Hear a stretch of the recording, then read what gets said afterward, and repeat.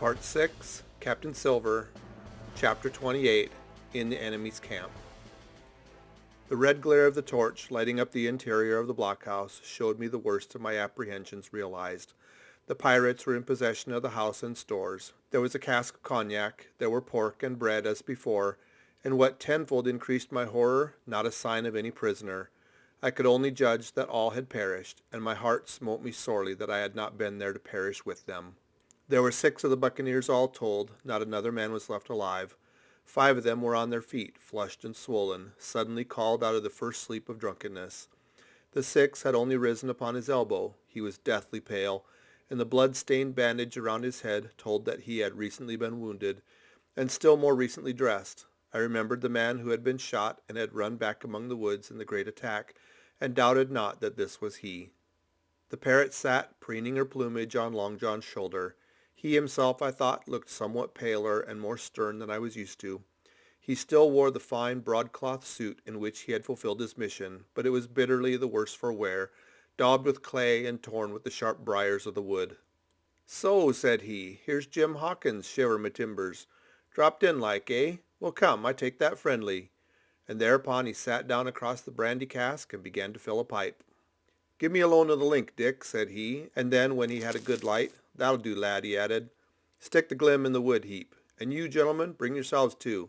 You needn't stand up for Mr. Hawkins. He'll excuse you, you may lay to that. And so, Jim," stopping the tobacco, "here you were, and quite a pleasant surprise for poor old John. I see you were smart when first I set eyes on you. But this here gets away from me clean, it do." To all this, it may be well supposed, I made no answer.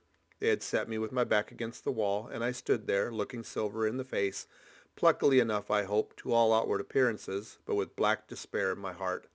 Silver took a whiff or two of his pipe with great composure, and then ran on again. "Now you see, Jim, so be as you are here," says he, "I'll give you a piece of my mind. I've always liked you, I have. For a lad of spirit and a picture of my own self when I was young and handsome, I always wanted you to jine and take your share and die a gentleman, and now, my cock, you've got to. Captain Smollett's a fine seaman, as I'll own up to any day, but stiff on discipline. Duty is duty, says he, and right he is. You just keep clear of the captain. The doctor himself has gone dead against you. Ungrateful scamp was what he said. And the short and the long of the whole story is about here. You can't go back to your own lot, for they won't have you. And without you start a third ship's company all by yourself, which might be lonely, you'll have to jine with Captain Silver." So far so good. My friends then were still alive, and though I partly believed the truth of Silver's statement that the cabin party were incensed at me for my desertion, I was more relieved than distressed by what I heard. "I don't say nothin' as to your friends being in our hands," continued Silver, "though there you are, and you may lay to it. I'm all for argument. I never seen good come out of threatenin'. If you like the service, well, you'll join. If you don't, Jim, why, you're free to answer no. Free and welcome, shipmate. And if fair can be said by mortal seaman, shiver my sides." "Am I to answer then?" I asked with a tremulous voice. Through all this sneering talk I was made to feel the threat of death that overhung me, and my cheeks burned and my heart beat painfully in my breast. "Lad," said Silver, "no one's a pressin' of you. Take your bearing. None of us won't hurry you, mate. Time goes so pleasant in your company, you see." "Well," says I, growing a bit bolder, "if I'm to choose, I declare I have a right to know what's what, and why you're here, and where my friends are." "What's what?" repeated one of the buccaneers in a deep growl. "Ah, he'd be a lucky one as knowed that." "You'll perhaps batten down your hatches till you're spoke to, my friend," cried Silver truculently to this speaker, and then in his first gracious tones he replied to me. "Yesterday morning, Mr. Hawkins," said he, "in the dog watch, down came Dr. Livesey with a flag of truce. Says he, 'Captain Silver, you're sold out. Ship's gone.' Well, maybe we'd been taking a glass and a song to help it around. I won't say no. Leastways, none of us had looked out. We looked out, and by thunder, the old ship was gone. I never seen a pack of fools looked fishier, and you may lay to that if I tells you that looked the fishiest. 'Well,' says the doctor, 'let's bargain.' We bargained, him and I, and here we are. Stores, brandy, blockhouse, the firewood you was thoughtful enough to cut, and in a manner of speaking, the whole blessed boat from Cross Trees to Kelson. As for them, they've tramped. I don't know where's they are." He drew again quietly at his pipe. "Unless you should take it into that head of yours," he went on, "that you was included in the treaty, here's the last word that was said." "How many are you," says I, "to leave?" "4," says he, "4, and one of us wounded.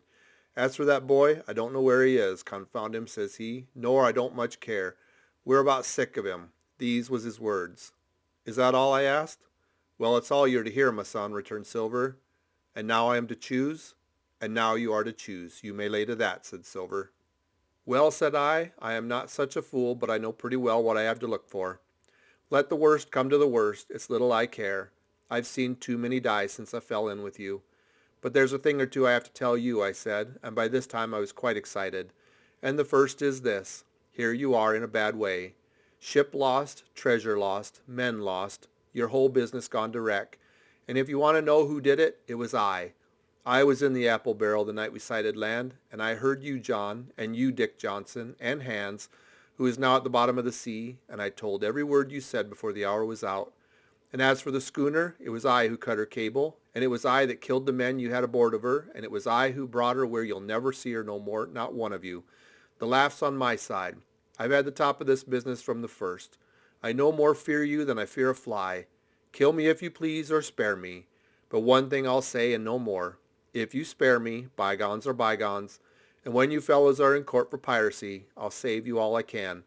It is for you to choose. Kill another and do yourselves no good, or spare me and keep a witness to save you from the gallows. I stopped, for I tell you I was out of breath, and to my wonder not a man of them moved, but all sat staring at me like as many sheep. And while they were still staring, I broke out again.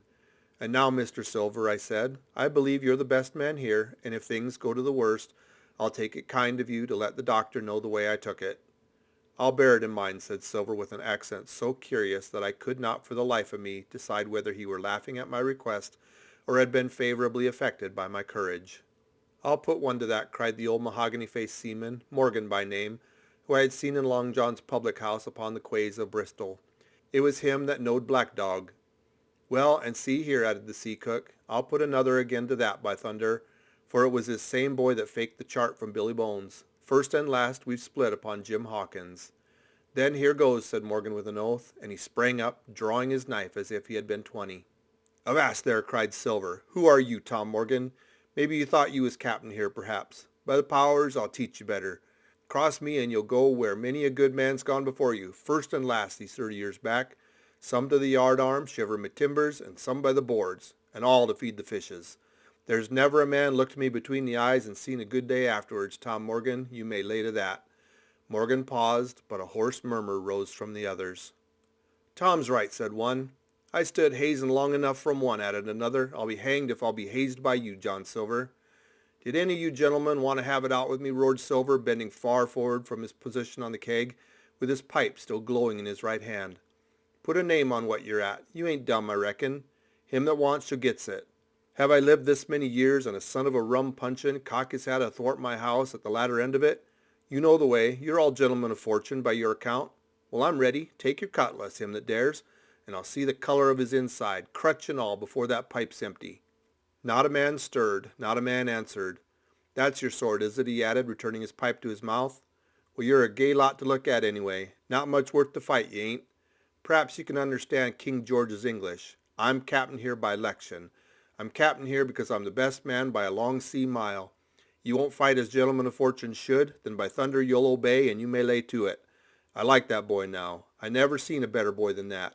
He's more a man than any pair of rats of you in this here house, and what I say is this. Let me see him that'll lay a hand on him. That's what I say, and you may lay to it. There was a long pause after this. I stood straight up against the wall, my heart still going like a sledgehammer, but with a ray of hope now shining in my bosom. Silver leant back against the wall, his arms crossed, his pipe in the corner of his mouth, as calm as though he had been in church, yet his eye kept wandering furtively, and he kept the tail of it on his unruly followers. They, on their part, drew gradually together toward the far end of the blockhouse, and the low hiss of their whispering sounded in my ear continuously, like a stream. One after another they would look up, and in the red light of the torch would fall for a second on their nervous faces. But it was not towards me, it was towards Silver that they turned their eyes. You seem to have a lot to say, remarked Silver, spitting far into the air. Pipe up and let me hear it, or lay to. Ask your pardon, sir, returned one of the men. You're pretty free with some of the rules. Maybe you'll kindly keep an eye upon the rest.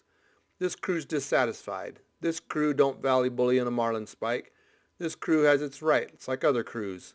I'll make so free as that. And by your own rules, I take it we can talk together. I ax your pardon, sir, acknowledging you to be captain at this present, and I claim my right and steps outside for a council. With an elaborate sea salute, this fellow, a long, ill-looking, yellow-eyed man of 35, stepped coolly toward the door and disappeared out of the house. One after another, the rest followed his example, each making a salute as he passed, each adding some apology.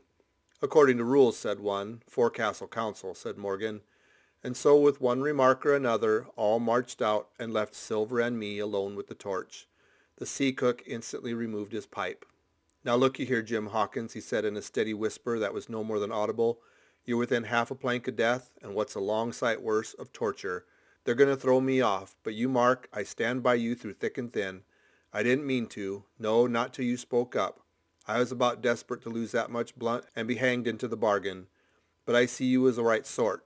I says to myself, you stand by Hawkins, John, and Hawkins will stand by you. You're his last card, by living thunder, John. He's yours. Back to back, says I. You save your witness, and he'll save your neck. I began dimly to understand. You mean all's lost, I asked. Aye, by gum I do, he answered. Ship gone, neck gone. That's the size of it. Once I looked into that bay, Jim Hawkins, and seen no schooner. Well, I'm tough, but I gave out. As for that lot and their counsel, mark me, they're outright fools and cowards. I'll save your life, if so be I can, from them. But see here, Jim, tit for tat, you save Long John from swinging. I was bewildered. It seemed a thing so hopeless he was asking. He, the old buccaneer, the ringleader throughout. What I can do, that I'll do, I said. It's a bargain, cried Long John. You speak up plucky, and by thunder I've a chance. He hobbled to the torch where it stood propped among the firewood and took a fresh light to his pipe. Understand me, Jim, he said, returning. I've a head on my shoulders, I have. I'm on Squire's side now. I know you've got that ship safe somewheres. How you done it, I don't know, but safe it is. I guess Hans and O'Brien's turned soft. I never much believed in neither of 'em. Now you mark me, I ask no questions, nor I won't let others. I know when a game's up, I do, and I know a lad that's staunch. Ah, you that's young, you and me might have done a power of good together. He drew some cognac from the cask into a tin cannikin. Will you taste, messmate, he asked, and when I had refused, well, I'll take a dram myself, Jim, said he. I need a caulker, and there's trouble on hand. And talking to trouble, why did that doctor give me the chart, Jim? My face expressed a wonder so unaffected that he saw the needlessness of further questions. Ah, well, he did, though, said he. And there's something under that, no doubt. Something surely under that, Jim, bad or good. And he took another swallow of the brandy, shaking his great fair head like a man who looks forward to the worst. End of chapter 28.